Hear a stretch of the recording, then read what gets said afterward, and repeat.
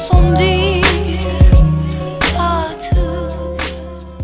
All right. Let's get into some of the topics. Well, I mean, Rob, since these are kind of both your things. So, where do you want to start off? Well, I guess we should tackle I guess the real thing that's big in the news now with the whole the Vox adpocalypse thing that's going on with Carlos Maza at Gaywonk as his Twitter handle, his actual Twitter handle. And there was a call for. He was bitching with YouTube that they should demonetize Steven Crowder because Steven Crowder does a lot of rebuttal of their god awful quote unquote news projects that they put out, which as much if you can really call Vox news, but so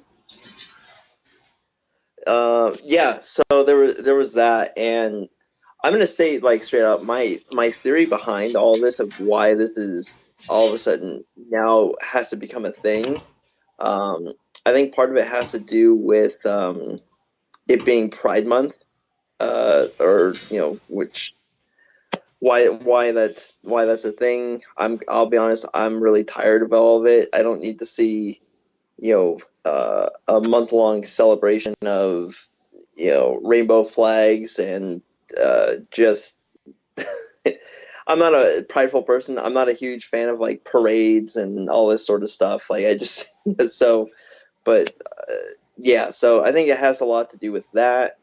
It has a lot to do with coming up on the 2020 election cycle, and with all the hate that President Trump gets, and his victory is credited to a lot of social media stuff.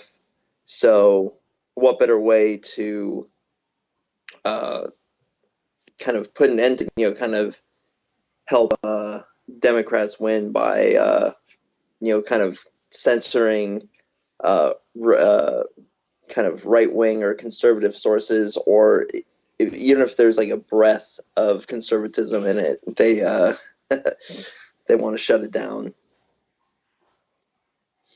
So if you don't know, there's this whole battle, so pretty much his entire channel was he was Carlos Maza was calling for an entire just Alex Jonesing of his channel, just completely eradicate it, and saying how there's all these guideline violations, which there was not.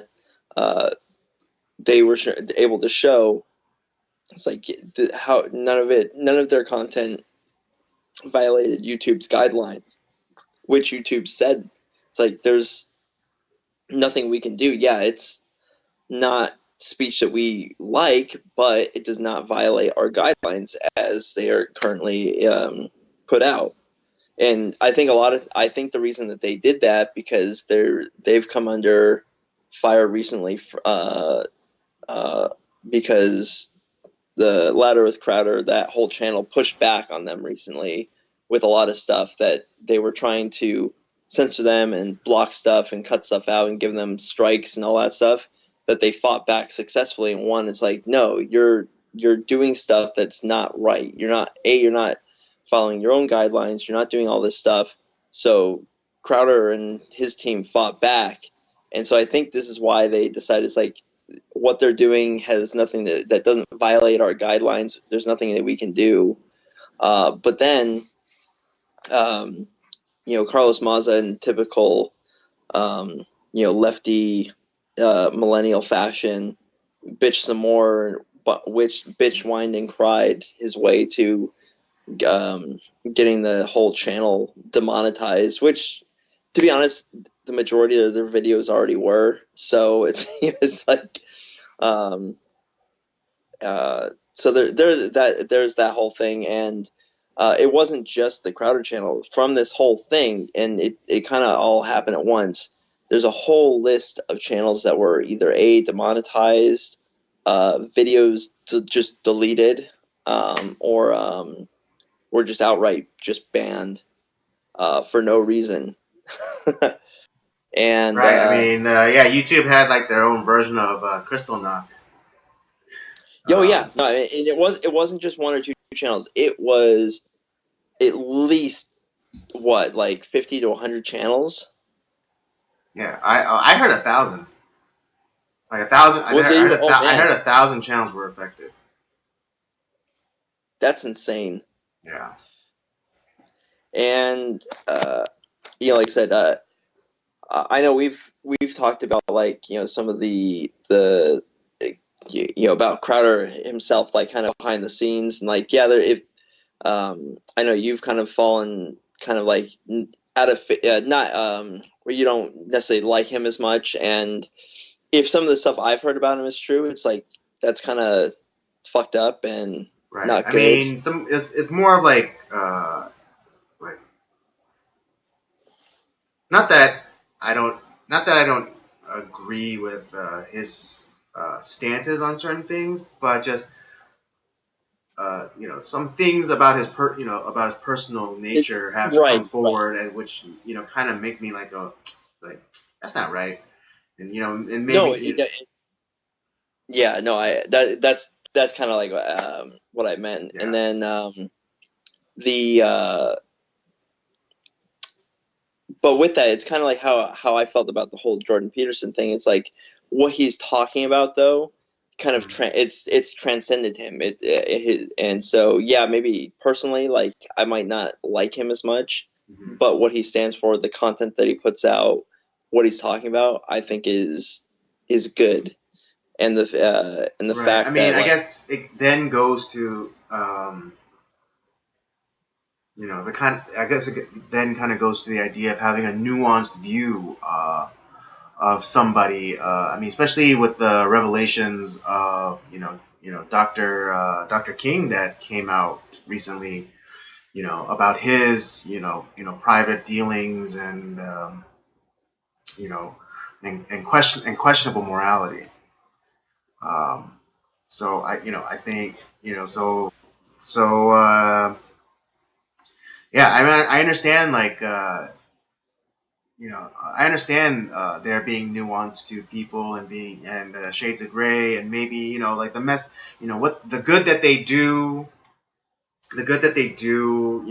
not balances out the bad, but that there's an importance to their work. I mean, like if I mean, because these are all just like especially in the case of Dr. King, these are more like alleged and I mean, kind of from credible sources, but if these things about him come out to be not true, then or maybe more sensationalized than they actually are, then I think people should take a measured approach to Dr. King and some other people as well. yeah, well, when it kind of, like, to go on that rabbit trail a little bit, it's like, to be honest, there does seem to be quite a bit of smoke to that fire Mm-hmm. of some just because, like, a lot of those supposed documents are they're still like under seal until I think 2028. Right. And it wasn't just the like the FBI, CIA that was saying this. It was people that were close to him, that were his friends, that were with him during this time, that talked about this stuff. And it just so happened that the FBI, like, some of the documents that we do know that are out there that are declassified, corroborated it. So, Mm-hmm. but that's not to say that it's like, oh well, we can just throw him into the outer exterior darkness, and everything that he all of a sudden, because that's the problem with today. We have too many Right. I people mean, that because are like yeah, that someone left put it. field. oh, they did one thing bad, everything is bad. Right. Towards It's kind of the same everything. way with like the Confederate statues, or or petitioning for George Washington's name to be taken off a school or a statue, or Thomas Jefferson's. Like, oh well, even though they wrote this incredible document that we are all living under. Oh, but they own slaves, so they have to be they have to be torn down. They have to be erased from history. I mean, similarly to for Dr. King, it's like, well, he did all of these horrific things, which I don't want to mention again, but if you really want to look it up, then look it up yourself. But they're really horrendous things that and distasteful things. Um, Yeah. but then if those things are true, then should we then call for his monuments to be torn down, all the streets that bear his name to be renamed? No longer do we then celebrate his birthday. But I see it, and I don't think that's true either, because there's a lot of good that he did accomplish, Well, despite being a precisely very the fact. flawed But that's character. exactly illustrating my point, because people on the left, they don't embrace the nuance. They don't embrace the I hate saying this, but the greater good that these figures have done. Um, and they take they take the maybe the one part of their lives and make it equal to all the they take the one bad thing, like uh, about these people's lives, and make it way or equate that, or set it up higher above all the good things that they did. Yeah. So it's So, but yeah, I mean, let's not get too far in the weeds in this, because we were talking about the kind of demonetization that was happening, and we don't bring this up just to kind of cheerlead for Steven Crowder, or for the people who got demonetized, but we also talk about it because being on YouTube ourselves, it's gonna affect us. I mean, we're nowhere in the league of Steven Crowder, or or oh, oh yeah, that Vincent from the Red Elephants, or any like more well established right wing YouTubers. But it like, now that YouTube has rolled out these new kind of guidelines, or enforcing certain guidelines and coming up with others on the fly, it does affect us, and how we can how we can grow our channel, how we can potentially start making money off of the podcast, and these live streams. Uh, so it is worrying for us. Um, yeah. because we do have plans. Um, and because I would like, I think I would like to do this, full time and get paid for it, and then I'm sure Robert, you too, wouldn't mind, doing this for a living, and giving up your glamorous life at the post office. Yeah, yeah, all right. Yeah, I mean that's the goal. I mean, sure, we don't do it for the money, but Mm-hmm. it's like, if because I do this because I love it. I like doing the stuff that we do, and the fact that if we actually get money from that, it gives us the opportunity to do more things, more fun things, different things. Get other interesting, exciting people in, and Right. I mean, yeah, yeah. because I mean, if I'm to lay out all of my cards, I could, I kind of see this thing growing into like a media franchise, and bringing people and starting producing shows, and and kind of having like a little. I mean, I'm not going to be so bold or ambitious to say empire, but a media fiefdom. Yeah. You know, Yeah. because like I would love to get start producing shows for like my friends, especially like friends who I think who do really great. Uh, on here, like I mean, I think I for sure Dancing Jason needs his own show. Oh, clearly at 1,000% on that. you know, um, and I would love, yeah, and I would love to produce other types of content, not necessarily news commentary or things like that. Um, because who wants to constantly hear about the gloom and doom of of the real world.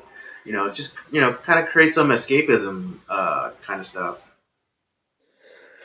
Yeah, I mean that's kind of like why I mean that's our motto. uh, oh yeah, oh yeah, what was it? But and we kind of saw a lot of this coming though because we saw with the whole Alex Jones thing. I mean that was the first pillar, Right, and that was the test case to see if we would have abided it, or the public at large would have abided such a thing to happen. And I mean, for the most part, not especially especially those on the right. No, a lot of them didn't come to the aid of Alex Jones.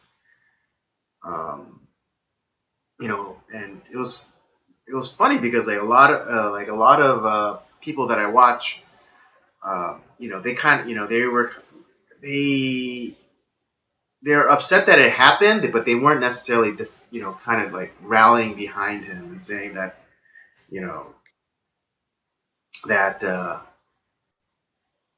they weren't necessarily saying it was a bad thing though. Even though they were saying like, "Oh, this sucks," and how dare how could they do that? Um, but no one really backed him up. I yeah, mean no one really backed that's them up, and I think yeah, because someone who I've come to really appreciate is Owen Benjamin, and Owen Benjamin was the only one. I mean, he's kind of fallen out of not love, but okay, let's say like he's fallen out of like with Alex Jones, and and he was one of the first people to go and and rally behind him. yeah. Um, But yeah, like I said, you can't start off like where attacking some of the more kind of mainstream conservative guys like they started maybe with like Crowder or like Ben Shapiro or the guys that kind of we all know that are fairly popular. Uh, there probably would have been a hell of a lot more outcry. So you start with like the people who the rest of us may not agree with mhm. on anything. Like, oh, what he says is kind of icky. Like, that it's like maybe he should. It's kind of the soft thing where you move the line slightly, inching closer and closer. Mhm. Because what the reality is, they don't want any of these people to exist or to have some Right. sort of platform. Mhm. But you can't start here. You have to start at the outskirts, and then you Exactly. just move that line further and further in, and that's exactly what's happening. And it was to to use the language of the left. I mean, in a Nazi-esque move, it was Kristallnacht. I mean, Yeah. they went to town, and I Yeah. think I there mean, was and of course, yeah. They had to they had to get rid of everyone. I mean, not just on YouTube, but just in social media in general. They had to get everyone that was influential off the platforms to make sure that Donald Trump or maybe even someone Trump esque couldn't ever come up again. right.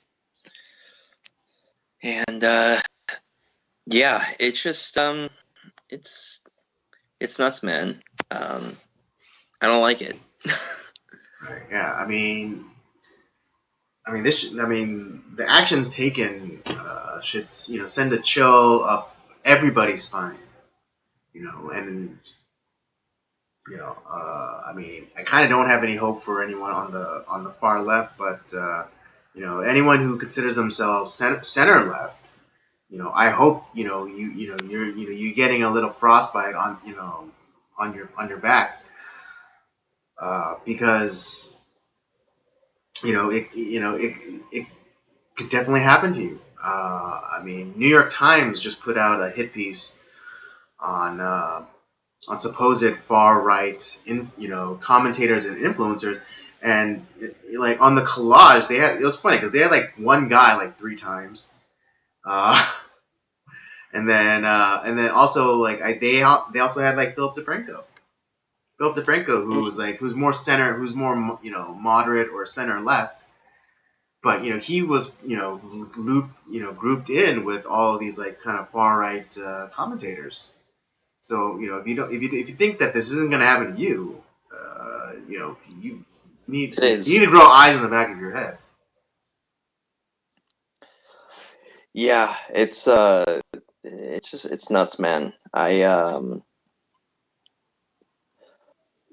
Yeah, anyone that's not kowtowing that line of just radical socialist. I mean, they're going to town on those people.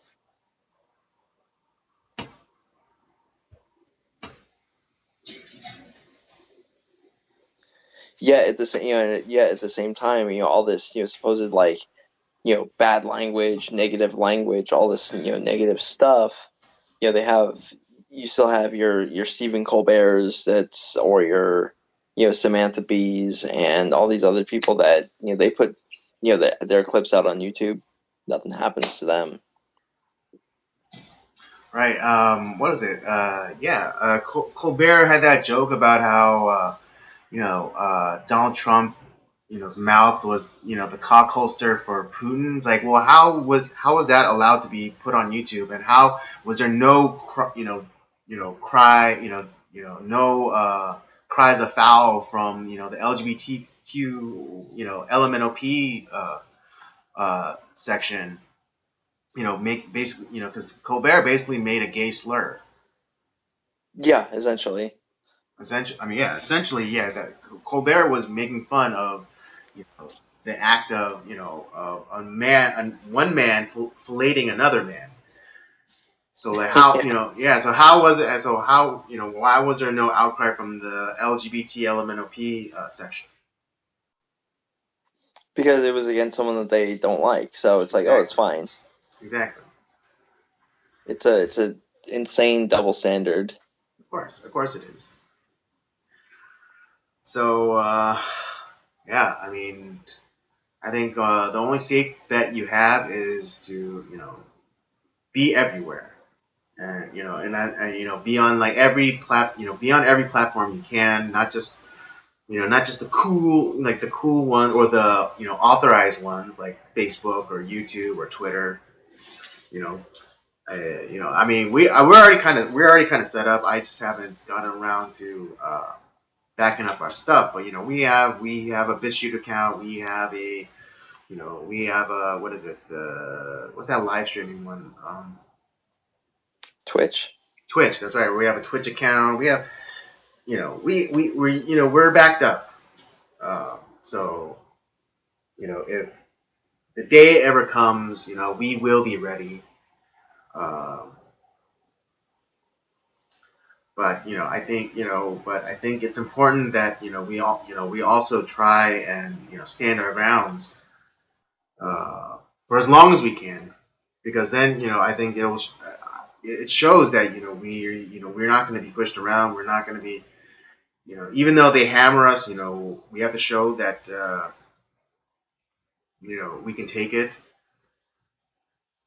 because that's the only way that they'll respect us is if we take every punch that they give us, and we still remain standing. You got to fight the good fight. and not in that way that where you're actually advocating for violence, like that CBS show. Oh yeah, yeah, Yeah, where no. they like it's funny because like they can here's the thing. I don't know if I think we did. I talked about this but you weren't here. Uh, uh, like the promo is like it'd be one thing if the promo was talking about the you know what's that fool's name? Something Spencer, Richard Spencer. Yeah, it'd be one thing if they were talking about the Richard Spencer, stand-in character in that show. But what they were doing, when that character in that show was giving the monologue, he was actually talking about an actual person in real life and saying how like sometimes you have to punch the Nazi. Basically advocating for violence. Goddamn. Yeah, I mean I don't know if you remember. It was like a month and a half, 2 months ago. I Um, feel like I think we talked about this behind the scenes too. oh, You were telling me that's this. maybe, yeah. But yeah, it was like yeah, the CBS they put out that clip where the character there's like kind of like this almost riot going on behind him, and he's talking about how like oh maybe sometimes punching people is the right thing to do, and it's just like what? And then he brings in like an actual like a real life person in real life talking about like it's like oh sometimes someone's words are so egregious and so offensive that the only response is to punch them. It's like what?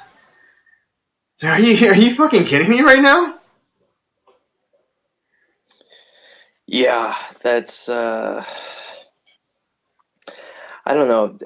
I don't know if there's going to be at some point where we do have an alternative to the giant tech companies and stuff. Mm-hmm. We have like more like where there's more freedom to do kind of like content. Do you like all that type of stuff? I don't know if that day will ever come.